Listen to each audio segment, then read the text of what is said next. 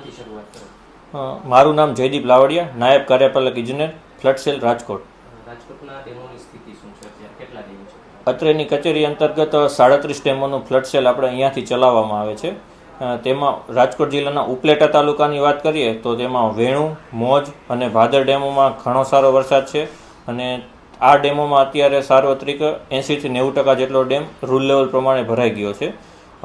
પછી અહીંયા આપણે આજી 3, ન્યારી 2 ડેમોમાં પણ ઘણી સારી આવક થઈ છે. તે ડેમોમાં પણ સ્થિતિ 85-90% જેટલો ભરાઈ ગયો છે. બાકીના ડેમોમાં 30-40% જેટલા અત્યારે રૂલ લેવલ પ્રમાણે ભરાઈ ગયા છે. આવક કેવી કહેવાય આમ? આ વખતે ઉપલેટા તાલુકામાં સારી આવક છે, બાકી બધે વરસાદ થોડો ઓછો પડ્યો છે. એસ પર આપણા રાજકોટ શહેરના નજીકના ડેમોની આવક કેવી છે?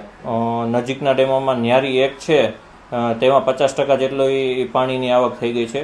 બાકી જે આજી 3 ને ન્યારી 2માં આપણે વાત કરીએ 85-90% જેટલી પાણી છે. બાકી સોડવદર, ફોફળ એ ડેમોમાં પણ સારી આવક છે.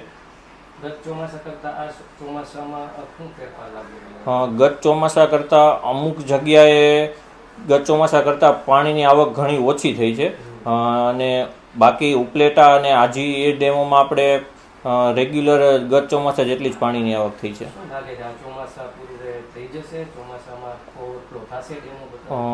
આઈએમડીના રિપોર્ટ પ્રમાણે હજી આવતા મહિને અને આ મહિનાના એન્ડ સુધીમાં વરસાદ ઘણો સારો થવાની સંભાવના છે, તો ડેમમાં 100% ભરાઈ જવા